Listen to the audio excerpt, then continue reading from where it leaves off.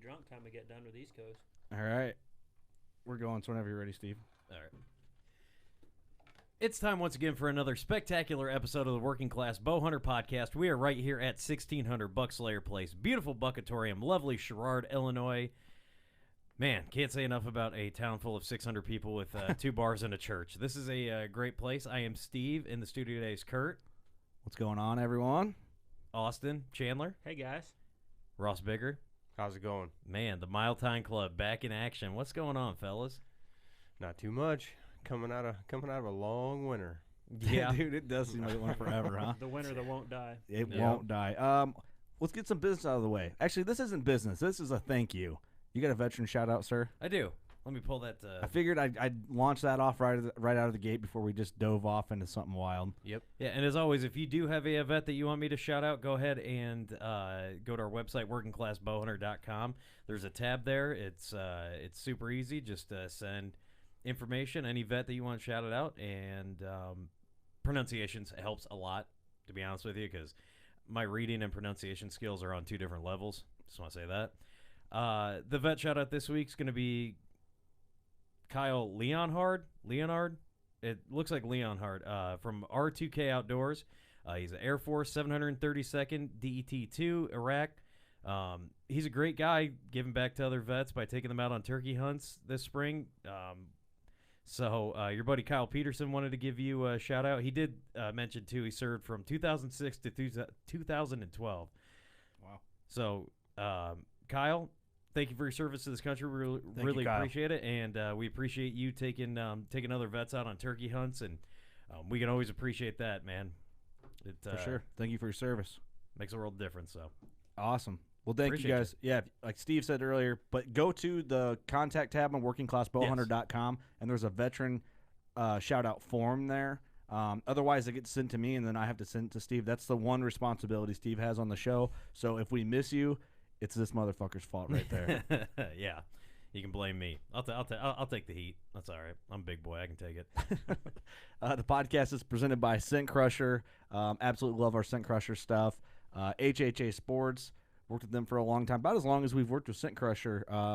Single pin sights, the Virtus Rest, lifetime warranty on all their archery equipment, which is awesome. We got to get you, boy. Ross has got to get back on that single pin game. He took some heat after saying he wasn't last time. And then it's time to grow up, realistically. And then where am I at? I lost track. Big Tine, Victory Archery, Hunter's Blend Coffee, Lone Wolf Custom Gear. I've been repping this Lone Wolf Custom Gear hoodie nonstop lately. Looks real nice. Oh, yeah. Haven't washed it in 2 weeks. Yeah. Ever since he hugged Cody DeQuisto in it. Yeah. It's like, man, I feel the power of big buck killing. I lost my train of thought. Don't forget about Elite Archery. Elite Archery, Combination Creative. Yes, sir. And I'm forgetting someone, I feel. Did you mention Hunter's Blend? Yeah. I got a bone to pick with the Keurig Corporation. When I want to put my Hunter's Blend, because I got one of them smart new Keurigs. It gets all liberal on you and doesn't let you brew it. They were like, no. We have a fine line. Dude, I swear to God, I'll do it tomorrow. I'll take a picture. But I got one of those little gimmick cups that you can put your own coffee in. And I wanted some Hunter's Blend to start my morning. I don't want to have to buy those pods, and that's a waste because then you got to throw them away, and then like raccoons eat them, and then they choke to death. Then another dog comes and eats that rotten raccoon, and he dies. And then the little girl's sad because her dog died, and then she it grows the up. water, and then turtles are dying. Yeah, and then when she grows up, because she's so sad, she ruins another man's life after they have kids because of that damn dog. It's a vicious cycle. I'm telling you, just let me put my fucking coffee in that little thing and just run it. The message came up as like, we have a fine assortment of other Keurigs. This adapter is not acceptable. I'm like, are you serious? Like, my coffee machine is sending me messages. Like, just brew the shit. Okay. Thank you for that. All right. Hunter's Blend Coffee. Check them out. Hunter's Blend. Just make the Keurig cups, please. That's all I'm asking for. Oh, man. Sorry about that, man. I had a rough morning today. That was a wild ride. Didn't mean to. Let's get to Roston. What's up, boys? How's it going, my man? You guys are a hot item here on the show. People like you. I don't know why. You know? They do. They like you guys. Huh. Oh, that's cool. That's good. God, way to be humble. So flattered. Good Lord, dude. It was fun. We just got done with some trade shows. Yeah, we didn't have Ross didn't join us in Wisconsin. I didn't. There's people asking for you though. They're asking where the hell you were. Oh, Before we get too much farther, I want to back up on the HHA thing. So Oh, there we go. the fucking man hit me up on Messenger the other day. Oh, good old Tony. And he asked about what the best rest to run was. And I ended up telling him, I said, I've set up the WCB boys with all their gear and everything, and I said the Virtus is by far the best. Wow. I mean, and the Damn. best priced. Yeah, that is true. Goodness sakes, man, you can buy that thing for $99.99 versus a QAD HD at $140. I said So today. Scott Bakken just had a little twinkle in his eye somewhere wherever he is. He's like, wow, Ross Bigger, he's joined. hey, Man. I'm talking myself out of a fight with Scott. So Hey, and you know, and plus they do send 2.2% of the proceeds go to vet charities because, as you know, the whole thing, 22 vets a day take their own lives just due to PTSD and various other things. So they're giving back. So when you buy that rest, not only is it awesome, Wisconsin made, goes to vets too. Just wanted Right to throw that out there, and Yeah. I'm glad. So good. Well, welcome. Yep. Welcome, Ross. Yeah. Hey, you were digging it when you were setting up our bows. You're like, dude, this is the best rest I've set up. Yeah. You were like, it's the easiest. Yep. Dude, who was telling me? I think I know Poppy down at Momentum Archery. Where are they at? Tolona, Illinois. He said they can't keep them on the shelf. He Oh, said I- that's I people bet. come in and grab them. That's the one they go to now. Yeah. And then Pretty sure the Bone Collector boys are yeah, running them. and I don't even know if they work with HHA or They- not, mm-mm. but I know T-Bone sets up a lot of them. Yep. And They're hopefully we didn't get him in super- trouble. But Super easy. I think he set said it up. on a live video. Okay, so check okay. that. If he said it on a live video, if not, sorry, April T-Bone. Fools. Right. Allegedly, the Bone Collector boys have them running on their deals. I'm running so much stuff right now on this. Yeah, I was you gonna are. say, you look Crazy. busy over Man, there. yeah, all right. Hey, Kurt, why don't you just let me lead this conversation? Dude, Hey guys, I- you want to talk about something other than deer? I might, yeah. Right? No. Hey, one thing I do want to talk about. Not. It's the time of year for turkeys, and I know you guys hunt turkeys, but how much? Okay, let me go back a little bit. Turkeys are fun to hunt, but it's not like hunting deer for us. Right. For the working class crew, you guys are in the working class crew. I don't consider it as like I'm not really excited to go out and chase turkeys all the time. When I'm out there, I'm really excited about it, but I don't think about it like I think about deer hunting. You know Are you guys the same way? that I'll just take over here real Yeah, quick. go ahead, bud. So I don't know, because I've talked to a lot of different guys, and they would argue different and say they get more revved up over turkey hunting more than they do deer. I hear Lot that of a lot. Southern It really guys. depends on the ground that you get to hunt or have permission to hunt, the time of year that you're able to get away from work, Mhm. with your kids, with your family, and some people's ritual is turkey hunting. That's what they Yeah. want to do. Yep. So, and other people, they don't have time to hunt in the spring. So deer hunting is just, which the people that are out there that can hunt both and have a choice, I think, yeah, whitetails give you a heck of an adrenaline rush. Yeah, yeah. So, but one guy I talked to just the other day on a job site, him and his son, he just got his son, he's 5, and got him out to shoot his first turkey Mm-hmm. during youth season, 5 or 6, whatever he is. And he called in a great big gobbler, and he came in spitting and drumming, and they could feel him drumming. He was so close. Oh, that's awesome. And he got so close, and his little boy, he told me his little boy just looked at him and said, "Dad, I'm scared." and the adrenaline got to him so bad that Dad, I'm he scared. he couldn't pull the trigger. He had a crossbow in his hand. He was going to shoot with a Oh, crossbow. man. Man, that's That's cool. awesome. So- Hey, See, that is how I love that. Like my Kansas hunt last year, I was super jacked. You know, that was one of the most fun hunts I've ever had was a turkey hunt after that one. But then after that's over though, I'm kind of just like, they're just birds. Like I like to hunt them, yeah, sure, but it's. I think what's gonna change it for me is I was talking to my wife Sam the other day, and she goes, I think I do want. I want a turkey hunt. She's like, she loves to shoot archery. For listeners that don't know, my wife has an elite spirit, loves to shoot her bow, but has always kind of hesitated on the fact of like pulling the trigger on a deer, or the release on a deer because she doesn't want to wound one, or she might feel a little bad about it. She's just more into the archery thing, but she's like, I think I could kill a turkey. Yep. So I'm like, oh really? Because I'll dive into turkey hunting if you Yeah. want, like hardcore. Bingo, there's your opportunity right There's there. my opportunity, and my daughter's going to be born in the next few weeks, Yep. right in the middle of turkey season. So in the future, that gives me a chance to take it out where, the turkey responds back.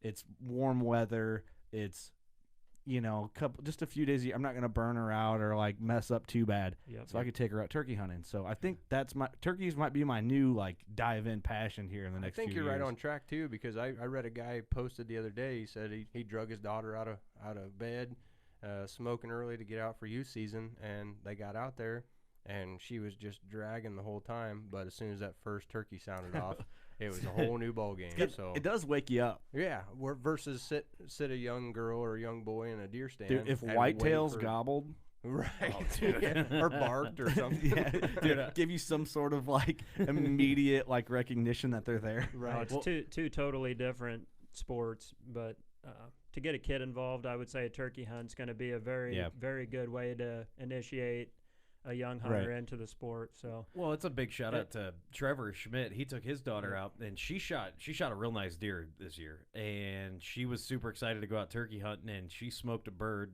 second week of youth season. I think they do 2 weekends, and she was equally excited. And I think Trevor said that he was like, dude, that was one of the most excited he's been hunting, and just because he's with his daughter. Oh yeah. I do. My old man never hunted, but he's mentioned that he would like to go turkey hunting. I think that'd be something that'd be cool to take him out on.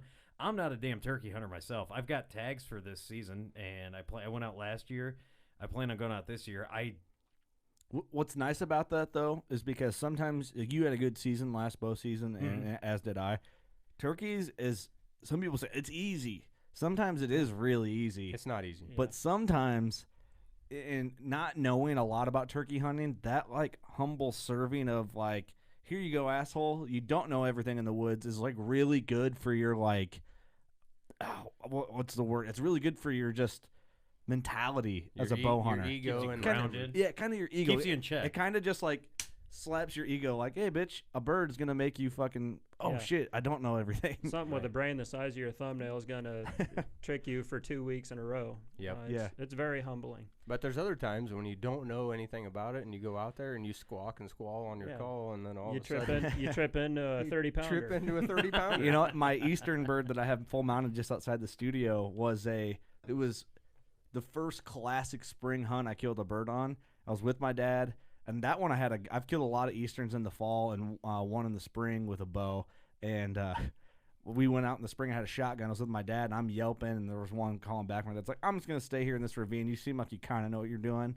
And then I went up, and I saw him. I should have just chilled, but I saw him strutting around with his hens, and I did the Mohican sneak and got up to this big oak tree and just did the old and blasted him. and he's a giant eastern, so I'm like, I got to full mount this baby. Dude, that's impressive when you can sneak up on them like that. It's hard to do. I don't know how I did it. That's crazy. Would never be able to do it again. I mean, I did it kind of in Kansas with my bow on that Rio, which I should be getting that mount back like any day. Nice. Cool. So nice. I'm stoked on. And that taxidermist won state championship for turkeys.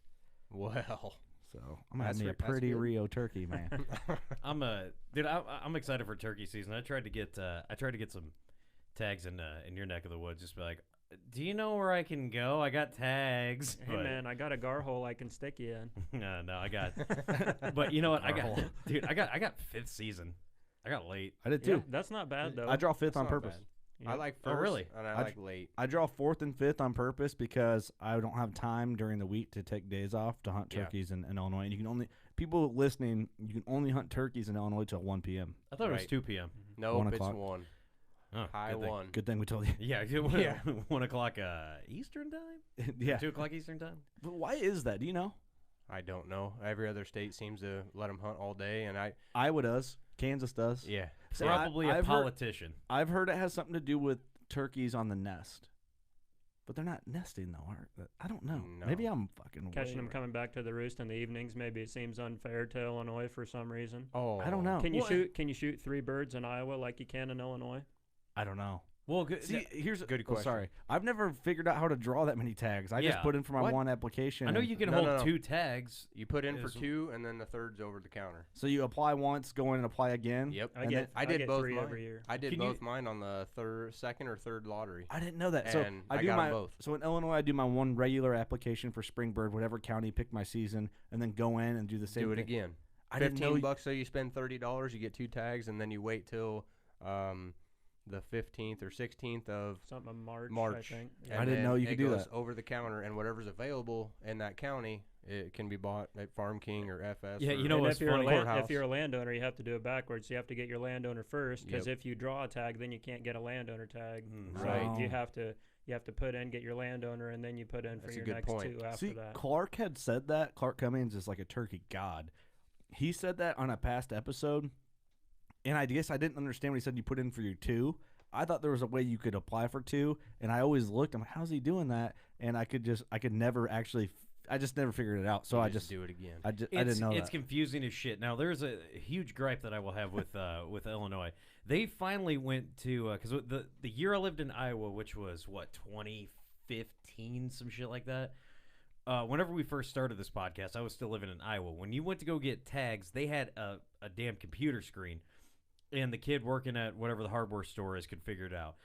Illinois, up until like even last year, they were still running off like look like a credit card machine when you're trying to look up and buy that shit. Mine, the one where I bought my hunting license again because mine expired at early March or whatever. I don't know. 31st of March. Yeah, I went and just bought my new one. Now they have the computer set up. No, mine didn't. They still didn't. It was that old beep beep beep. And it prints it out like shit. Mine too. They got Farm King. Yeah. They Farm King still's got dial-up cash registers. Yeah, they do. Dude, you pick up the phone there, like the AOL connection, the keys, like. I hope it never changes. Dude, it's kind of a beautiful thing, isn't it? Well, but then here's the thing. So when you go on their screen to like, I remember a couple years ago getting turkey tags too. Even like you would figure they would update it to where it's not that green and black screen. It's like, dude, this is 2000 and right now 19. It blows my mind how far behind they are in technology. And the day that over-the-counter tags were supposed to go on sale, the system fucking crashed. Like it was done. You couldn't buy tags for 3 days. I'm like, are you kidding me? They could not get FOID cards out. They had to ship that shit to Indiana. It's just, man, it blows my mind. And the thing is, too, every like state and I've dealt with like Colorado, Utah, Kansas, Oregon, Wyoming. All the state websites are pretty shitty for the most part. Like I think Wyoming to get points in Wyoming is not bad. It's kind of hard to navigate. Yeah, I was good. I have never done it. I need to start building points for Iowa. When Looking up public land, it's good. I built, but like I'm saying that if you try to build like a preference point, I just bought a non-resident hunting license in Oregon because I have a hunt plan in Oregon now. I don't know if I've talked about that yet, but like Utah, I know now because I've done it before. I'm building points there for muley and elk. Maybe in 20 years I'll draw. I like Utah site. Yeah, it's not that bad. The first time I kind of needed, I had some Clint Casper help, and I'm like, oh, okay. Because it's confusing when you talk about like preference points and all that, but they all seem clunky, very like middle school fucking video game, like shitty type. They need to really make it simple. Non-resident hunters, click here. Do you want to apply for a preference point? No shit. Here's the dates you apply for a preference point. Yep. When do you want to draw a tag? I know there's services like Go Hunt and like Hunt and Fool and stuff like that can help, but the state makes money off it. Lay it out for us. I'm trying to give you money. I'm wondering too, and you know what I mean? Is that too much to ask? I say this half jokingly, but I honestly think it is Steve's mad. Politicians that are making it because they're like, fine, I guess we'll have to allow hunting, otherwise we're gonna get voted out of office. But they're like, let's just make it as hard as possible. Yeah, make it so hard they can't even get a tag. Yeah, dumb rednecks won't be able to figure this computer out. I think that's what it is. I think that it's been the same way for several different governors, and the governor of Illinois now I don't think he could tie his own shoes. Fuck no. Fuck no. Anyways, there's people that don't live in Illinois listening, just like belly laughing. Anyways, we know he sucks, guys. It's Chicago. Holy shit. Nothing we can do. Yeah, not my governor. Not mine. Hey, did you know our last governor, the billionaire beat the other billionaire running for? Who is a billionaire wants to go make like $200,000 a year? Hey, what I want to get back to. I would like to know if can I anybody get another one of these that I paid taxes on that are going to absolutely nothing? Damn, you drank that one already? I'm mad. Hey, when I'm mad, I drink. What I was trying to get to is like, how into turkey hunting do you guys get? I was just getting ready to say, let's talk about who put their turkey blinds out yet. Try to get back to that 15 minutes ago. Sorry. Turkey hunting's kind of special for me. So when I started diving into deer hunting and turkey hunting was about the same time, around 1997. had a family friend that kind of got me into turkey hunting. And so every year when I turkey hunt, it kind of brings me back to the beginning of my hunting career. So it's pretty special for me to get out there, listen to the birds. Yeah. I go back to the same farm where I cut my teeth on it. So I kind of get into the turkey hunting probably a little more than most of you guys do. Yeah, I can see that, though. Yeah. Like, it's in your roots a little more. It is, yeah. I was turkey hunting at the exact same time when I started deer hunting, so I kind of started at the same time on both of them. So that would make the difference, I think, for me, too. Because, like, with deer hunting, I have that, like, old...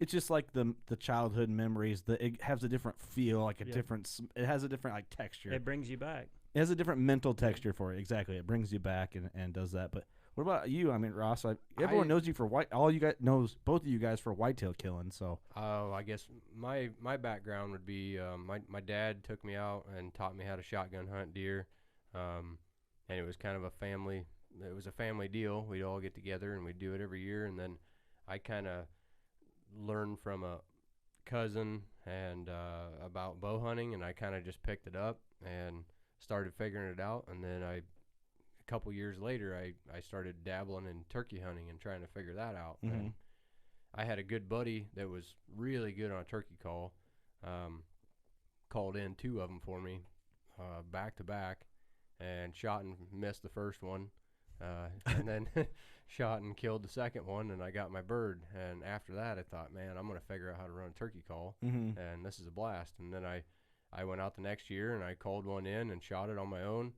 and played a little game. I had him in close, and he took off and went 400 yards across the field, just totally ignored me.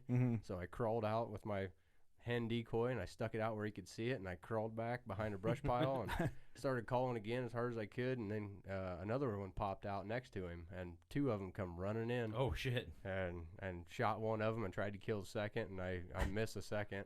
But then I figured, man, I can run turkey call now. So there's an art to it. So then I got cocky, and I thought, man, I'm going to team up with Austin, and we're going to take some heads off. And so we've been pounding our heads against the wall ever since. But we have not killed a bird together. And how many hunts have we? Holy smokes! You can't even read about the hours. I mean, I'm not a pro turkey hunter, but I consider myself a pretty decent turkey hunter. I bet we've spent 20, 30 sits together, and we have not killed a bird yet. Damn. Really? Nope, not together. You know what you need? You need I think the boys. By the time this airs, I don't know when this is airing. This might be like a backstock baby is on the way episode. Turkey season's already over. I think TJ Younger and Brady Miller from the Virtue TV are coming down to the Chandler penthouse, and we're gonna. If I'm available to chase turkeys, I'm gonna hold the camera and I'm gonna sit there and pretend like I know what I'm doing.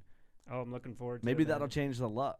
Hey, I hope so. Much fun. Well, I might be throwing a party on that Saturday, so you guys come up. Hello. Come up to the new spot, dude. Kickback is on. You guys come out, have a good night, and then go out and kill some birds on a beautiful Sunday. I have an idea. That's a great. I hope I can make the kickback.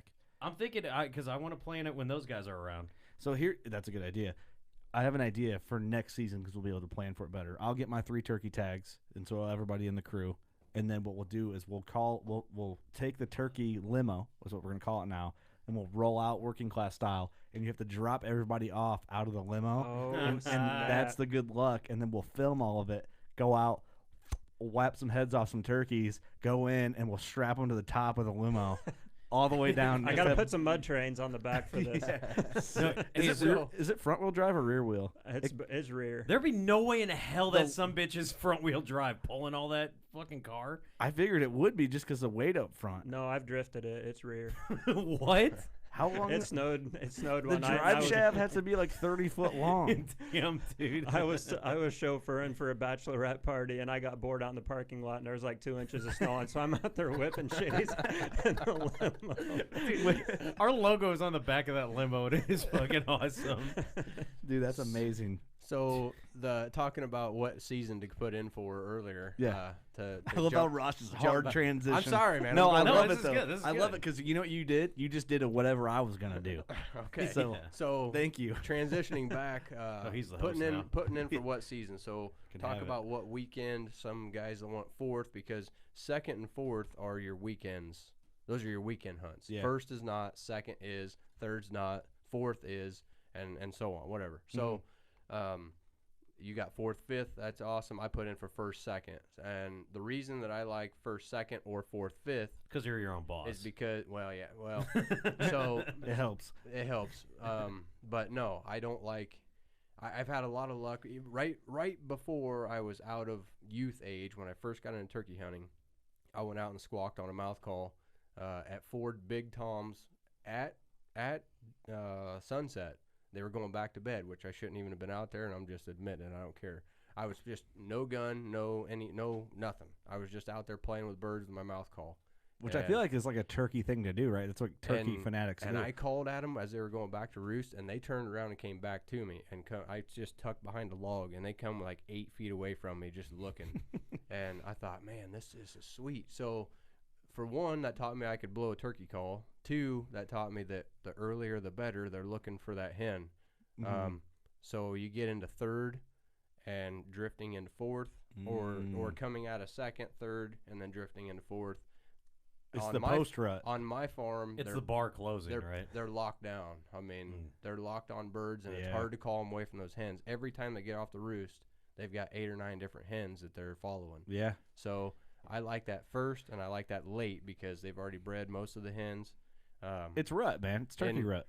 In my case, I mean, really though. Yeah, it is. 3rd turkey and rut. I don't know if it's more of the breeding pattern or if it's just more of the birds learn your tricks as the season progresses. I've always had more luck in the 1st and 2nd season than I have in the 4th I would think and 5th. that's like be like the late October, 1st week of November time period for a turkey, which. And I think a virgin bird, a bird that hasn't been called at, can be called in 1st or 5th, but I think a bird that has pressure put on him is definitely easier in that 1st season than he's going to be in the last season. My brother-in-law is a really big turkey hunter, and he's killed a ton of birds, and he says that the later you get in the season, the later in the morning you kill.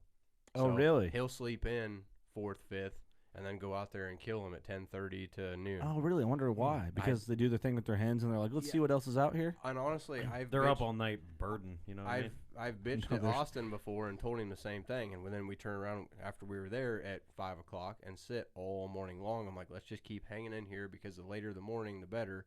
And they end up coming to the field and jacking around, and it's hard. They're always with hens, but the later you get, the hens end up leaving them. And once they leave them, come late morning, then you got a chance at killing them. So anywhere from 10:30 to 1, which is the deadline. Yeah. You got a chance at killing one. See, that's interesting because I never thought about it. I didn't know that, and I'm not anywhere near a turkey expert, man. But I'm sure there's turkey experts out there listening that are screaming at wherever they're listening to this at.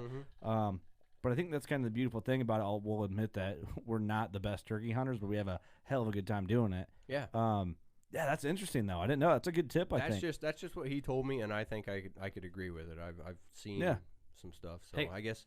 Yeah, if you're throwing a fit out there listening to it, then I apologize, but that's just what I've seen and been told. Your experiences, man. The thing is, sorry, Steve. No, I want to make. I talk about this point a lot. Is the thing is you are actually killing animals, like you're killing turkeys, you're killing deer. So when you say something, it's not because you're making it up. Where people will question it is, and I think if you want to be an outdoor writer, if you want to be a podcaster, if you want to be on video, have a YouTube series or on TV or whatever, your content's great. But if you're telling people and giving people advice, if you're not putting birds or deer or whatever it may be on the ground, it's hard. Even if some people have their years, you might go 3-4 years, whatever. I've gone several years without killing anything. That's why it's hunting and not killing.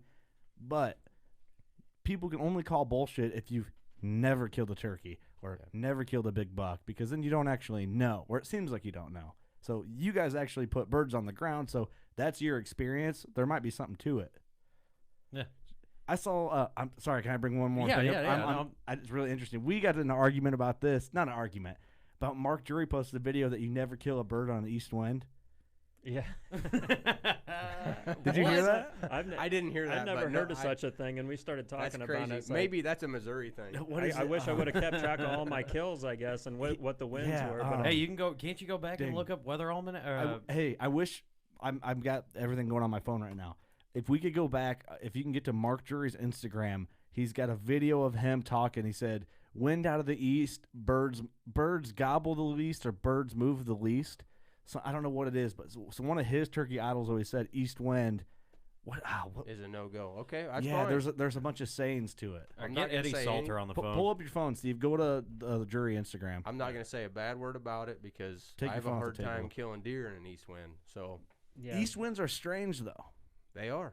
They're a little hard to get. It's associated with some kind of front. So turkeys, just like deer, react to a front probably the same way. So there's probably a correlation. I've just never taken the time turkey hunting to associate that with anything. I mean, because you don't think about wind. Yeah, if I can hunt, I hunt turkeys. I don't pay attention to wind or anything. Well, I was sifting through comments on that just because I was like, wow, that's really interesting. I've never even heard about it, like wind and turkeys. But someone was saying that with an east wind or whatever the front is, the birds fly off the roost a different way.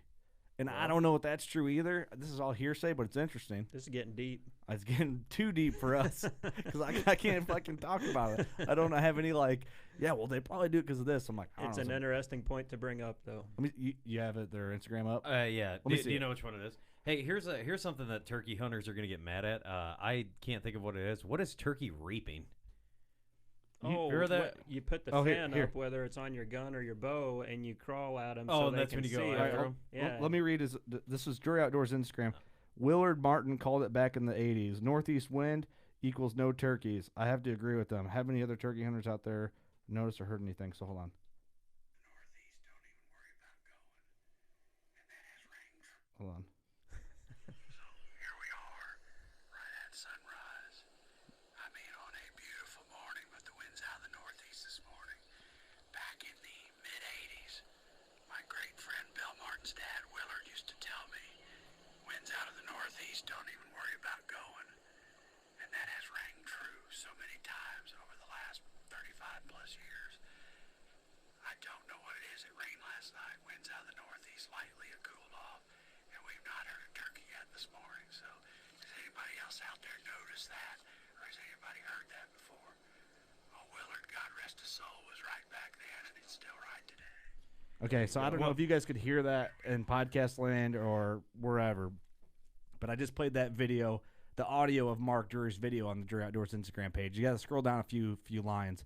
It was posted on March 27th, in case you were. Yeah, thank you. But that's interesting. It is. It's probably because, they sense it's like their Sabbath. Like, on Sunday you're not supposed to go to work, and turkeys, they know when it's northeast wind, you're not supposed to bang. You know what I mean? I don't know about that, but I'd say it's the only explanation. Nick, give me Ross. another explanation. I'd say the northeast wind idea may be something to pay attention to this year. And I like the way that he said it. He just asked a question, and it seemed like he had the same luck. He with never that gave a wind. definite. He didn't say this is the way it is. Yeah. He just said it's rang true so many times is the way he worded right. it. So I think he's discovered a pattern. Yeah, which is interesting, right? Yeah. I'll have to pay attention. I think to all that. of us are going to be paying attention to that this year. I don't ever recall seeing a northeast wind ever in my life. You know what? I'm not even. Dude, is that a thing? You have not hunted enough, my friend. I'm just kidding. I should just mute your ass.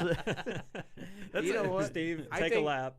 Take a lap. I think just after hearing that, what Mark said was, I don't even think I'm going to get out of bed if it's northeast wind. right. I'm out. It's interesting, man. That's all I can say. It is interesting. Maybe you got to wait till late morning. Steve, you probably never have seen a northwest wind or northeast wind because you don't pay attention, son, and you never go hunting. If I have 1 or 2 sets a year set up for an east wind, and when I get it, I'm like, yeah, let's go, let's get it, son. You like those east winds because you don't get them very often. Yeah. So you have special stands that you wait a long time to get into. That don't ever get touched. Right. So they're low pressure. So you get that east wind, you're like, yeah. I mean, early October, there's a couple of east winds. I think it was like a week or two. There was several. Some southeast winds come out, and yeah, I like those southeast. I got a set up for a southeast wind. That's dynamite. The thing about it is, though, you getting that prime time, say 5, 6, 7, or 4, 5, 6, 7, 8 November. You get those east winds coming in. Go hit those spots that haven't been hit in all season. Yeah. And I like to put my stands up on a ridge or on a bluff or a great big ravine where there's cruising trails and be watching those trails. So you're kind of on the field edge, but you're watching the timber. Yeah. And that shined pretty good this year. I mean, I didn't see any great big bucks, but I passed some really cool ones. Hey, you can't do nothing about whether or not you're going to pull an arrow. You know, we talked about this with Cody DeQuisto, is they're looking for a certain caliber of deer. Sometimes it's not there. Right. And you just enjoy the show. I passed a piebald. A buck? A buck, piebald. He was white on top, right in between his antlers and down half down his forehead. And I don't know. A big buck? Oh, no. He's like a 2-year-old, 10-point 2-year-old. Oh, dude. Beautiful rack. Gonna be that 2-hundo. He's going to be a freak, man. Is he? He's not going to be a 2-hundo. I don't know if he's going to be 2, but he may. Are you guys forgetting about the genetics Ross has running around on his farm? Yes. This thing's going to be 200 inches. I've never hunted there, so. He was 200-inch piebald, dude. That's a legendary deer. 240 typical? As a 2-year-old, I bet he was 100. Knife handle number 2. The knife handle sheds. It's a piebald. 240 2-year-old piebald, I bet he was 120 inches. Dude, you go to the bar here in Sherrard and be like, 240 typical piebald, broke off his G3, so it's never going to be an official record. That's right. Keep me out of it. Yeah. You should have seen the deer I passed this year. It's like, cool, bro. Dude. That's awesome. Anyway, going from turkey hunting. Thank you, Steve. Sorry, Let's just zoom in on Steve. There he is. Yep. No, because, dude, everybody, we passed deer that little. Like, shut the hell up. Dude, it's like, you're dumbass. If you see a 150, you're smoking it. Like, I'm just talking to that guy in the bar. Moving on. So, we've talked about turkeys, what we're doing there. So, we're far enough out from whitetail season that we don't feel the pressure of season approaching right now. We're kind of in our leisurely, the lowest low before the uprise of summer prep. Yep. Where you guys at now? Are you in turkey mode? Or scratch that. After turkey season, what's step one for you guys to get ready for October 1? Ross has already been hitting it up. He's been pulling stands down and getting everything organized for the fall. I can't say that I'm there yet. I don't really want to disturb my turkey woods too much, so I'm not going to walk in right now and pull my stands down. Yeah. But I would say that's step A, probably. Save your straps, get all your stands down if you haven't already. I just procrastinate more than most guys. No, not necessarily. No, I'm with you. I went out there the last weekend here, and I started pulling all my lone wolves and getting those down because I really want to keep those nice and fresh. So I bring the lone wolves down, and I went and loosened all the straps on all the other sets. So I got those all done, and something cool. I got a Milwaukee 18-volt cordless chainsaw. Of course. Oh. Milwaukee. All right. So you need a sponsor, wait a man. minute. I'm driving that around. I'm taking that with me everywhere I'm going. I saw when somebody I'm had one of stands. those. So it's nice to walk to that set that you sat in all fall, and you sat there and cussed one branch or one limb, and screwed me out of a couple of shots that I would have liked to have taken. So I ended up cutting those trees down. So it's a lot easier to prune your shooting lanes fresh after season, I think. So that's what I did over the weekend. As I was pulling those sets, I was cutting branches, and basically I'm going to get back in that tree again next year. Yeah. Even though I took that stand down, I'm going to slide back in and hang that set and hopefully end up killing out of one of those. But that's my idea when I go out pulling stands is before all the leaves before all the leaves get on and before all the trees get heavy. And you kind of get to do some you see sign that's somewhat recent from season still, right, while you can see everything. That's right. So you're picking up sign, and I feel like if you go out there with all the leaves on and everything's overhanging, you almost end up pruning way too much and exposing yourself. So I like to try and keep everything minimal but really effective. So yeah, I've made that mistake a lot. Yeah, Trim while the leaves are all on. I'm like, next thing I know, the leaves are off, and I'm like, oh fuck. Right. I might as well be one of those car salesman blow up things. Yeah, one of them. just rocking. Dude, how do we not own one of those? Dude, we need one. Dress it like you. Dude, you gotta have a giant ass fan. That big hey, at the shoot this year, we gotta find someone to let us rent one for a day. We'll get a cardboard cut out of your face and put it on it. Dude, those things are so awesome. But that's a good point. What one thing I like about you guys is you guys are successful in deer hunting and you guys are hardcore about it and you dedicate all your time. But that doesn't mean, and I think guys mix this up, to be hardcore and passionate and successful all the time. I think they think you have to be out there all the fucking time. That's not true, because that will shoot yourself in the foot, even public land. This time of year is, I feel, most crucial to do all your pruning and getting prepped because the last thing you want to do is be out there swatting mosquitoes and picking ticks off of you when all the branches are loaded full of leaves and the timber's green. I would much rather get out there, pull my stands, do my pruning, and know where I'm going next year according to the sign that's still left over from all the trails and scrapes and or rubs, any kind of sign that you can see.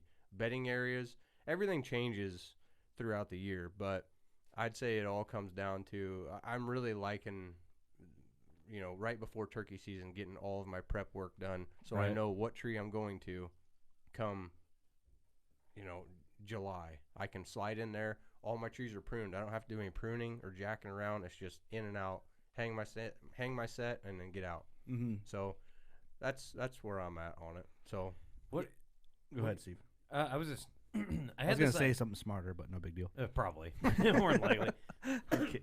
Kidding. Being that the Earth is so flat, dude, I had this. Right. Holy shit! No, I'm kidding. I had this. Holy shit! Ross was out immediately. I had this idea, and I wish I would have done a little more research into it. I still think I want to do it, depending on how late it can go. But I was thinking about super early, like nowish, like planting, like a little small in the food plot that I want to plant for late season. I want to plant something in there. Well, you wouldn't plant it now. Not right now. You could get by with alfalfa right now, but there are several things you can plant right now, but soil conditions have to be right. So you don't want to go in right now when it's wet. You want the soil to work up good. But no, there's a lot of things you can plant in April and May that are gonna last the summer. Yeah, I want shows something. How much I know. But you're saying for fall though. No, yeah, I want something for all summer. Is that the same? My clover plots, like plots that I hunt over in the fall, I'll start them as early as clover. I can. Yep. So you can just mow clover and it's good all year. Right. Yeah, right? I like it to be well established and mow it 3 or 4 times before I hunt over it. Gotcha. Okay. Yeah. And like my dad's told me, he said if you want to plant alfalfa, a clover alfalfa mix, you only get 2 tries at it. So if you try the spring plant and it doesn't work, then you have to back it up in the fall and fix whatever you didn't get out of the spring, because alfalfa puts off a toxin and it won't let baby alfalfa grow. Oh, really? Yep. So you got to get out there and you got to get it replanted in the fall to build your plot. But I see kind of what you're saying there. Can I plant something early and then go ahead and come back and put a fall on top of that? So, exactly. So could you put alfalfa in and clover and then come back and drill beans on top of it? So the beans are starting to grow, but the alfalfa's there, or something like that. That's kind of crazy. I've always dreamed about that, but I've never done it. I kind of did that this year, and I didn't do like the soil samples and shit I should have done. But we planted clover in the spring, and it grew. And then I went in, mowed it with my my lawn tractor, the old JD, jacked the blade, the deck all the way up because I don't have farm equipment. Mowed her off, and then I planted for the fall the buck brunch from Big Tine. There's like turnips and all sorts of goodies in there, and that grew amazing off like no soil prep. It was very impressive. I killed a buck in buck brunch, so if I can do it, anyone can do it. Just saying, dude. I will always plant that shit. Whatever you try to plant, make sure you time it right before rain. So if you're just gonna scatter seed on the ground, you want rain to dry birds it in. will eat it otherwise, right? You know, turkeys, birds. You know what I did do? Thunder chickens. Thunder chickens, yeah. And that was the thing, because I talked about my sad daddies. So sad daddies, swamp donkeys.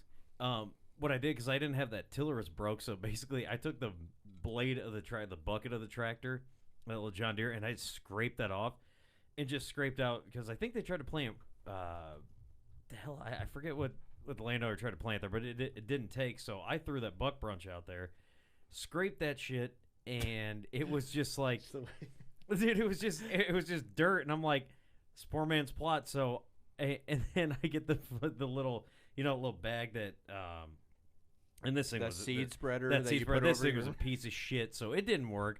So I had to hand spread that, and then I just took the tractor, and I talked about this, and I just drove over it, dude.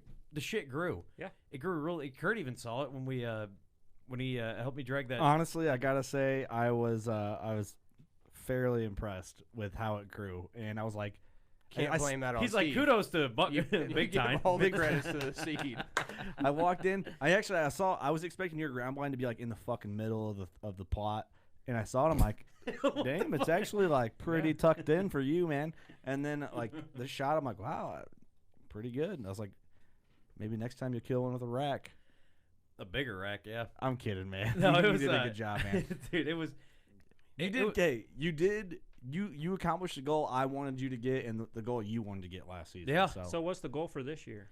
The goal this year. Remember, so I told you this in Wisconsin. You've already agreed to a bet, so. Oh yeah, there is another bet. Never mind. You're getting on a whole nother level with that bet. I don't know this Dude, bet. The bet is sealed in blood. When Did we want to talk about the bet? We're gonna wait for Eric because Eric's working a side gig right now. So we'll talk about Eric's here. We want to wait. We want to find out the details. Sure. Fuck it. Let's talk about it. Yeah. So wait, no. Let him finish here. Because so I don't forget what I was talking about. So me and Austin were walking out after a Wisconsin show because I didn't want to drive alone, and I was like, dude, somebody's got to ride with me. I paid Austin. Austin's so nice, he won't say no. I'm your ride or die guy. Yeah, you wanted to die when you're riding with me. Yeah. But my goal, ride and die. My goal this year is to gonna set out some cameras, review footage, and when I find a specific deer that I want, doesn't have to be a giant. When I see a deer that I know, I'm like, when I see that deer, I'm gonna recognize him.